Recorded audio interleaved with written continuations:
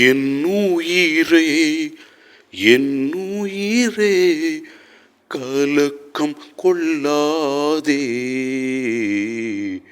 காலமெல்லாம் காக்கும் தேவன் உன்னோடுதான் உன்னோடுதான். ஆண்டவரே, உமது உடனிருப்பை உமது ஆசீர்வாதத்தை பல வகையில் எங்களுக்கு வெளிப்படுத்திக் கொண்டிருக்கிறீர். நாங்கள் இந்த புதிய நாளை காண செய்த உமது கிருபைக்காகவும் உயிர் மூச்சை கொடுத்து எங்களை காப்பாற்றி வழிநடத்துகிற உமது ஆசீருக்காகவும் நன்றி சொல்லி உம்மை ஆராதிக்கின்றோம். முதல் வாசகத்திலே நாம் எலியாவை பற்றி பார்க்கின்றோம்.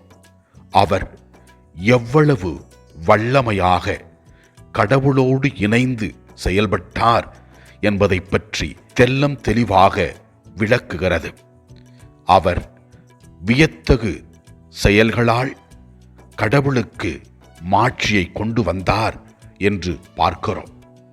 நற்செய்தி வாசகத்திலே இயேசு கிறிஸ்து கூறுகிறார், எலியாவை மக்கள் கண்டுணரவில்லை என்றும் அவரை துன்புறுத்தியது போல இயேசு கிறிஸ்துவையும் துன்புறுத்துவார்கள் என்றும் ஆண்டவர் தெளிவுபடுத்துகிறார். இயேசு கிறிஸ்து இறை அரசை இந்த உலகத்தில் கொண்டு வர தன் வாழ்க்கை முழுவதும் அர்ப்பணித்தார்.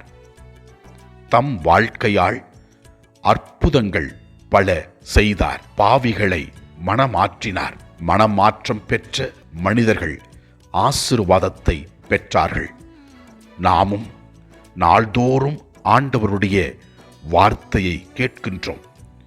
அவரது உடனிருப்பை உணர்ந்து உண்மையான மக்களாக வாழும் பொழுது அற்புதங்கள் நமக்கு கண்டிப்பாக ஆண்டவர் முன்னிலையில் நடக்கும். எனவே ஆண்டவரை நோக்கி அவருடைய உடன் இருப்பை உணர்ந்து நம்பிக்கையால் ஜெபிப்போம். நாம் நம்பிக்கையோடு கேட்கும் பொழுது அவர் நல்லதை நமக்கு தருவார். நாம் வேண்டுவதை அவர் விருப்பம் போல நமக்கு நிறைவேற்றுவார். நம்புவோம், நமக்கும் நல்லது நடக்கும், அற்புதம் நடக்கும். எல்லாம் அல்ல இறைவன், தந்தை, மகன், தூய ஆவியார் நம் ஒவ்வொருவரையும் ஆசீர்வதிப்பாராக. இயேசுவுக்கு புகழ். மரியே வாழ்க. ஆமென்.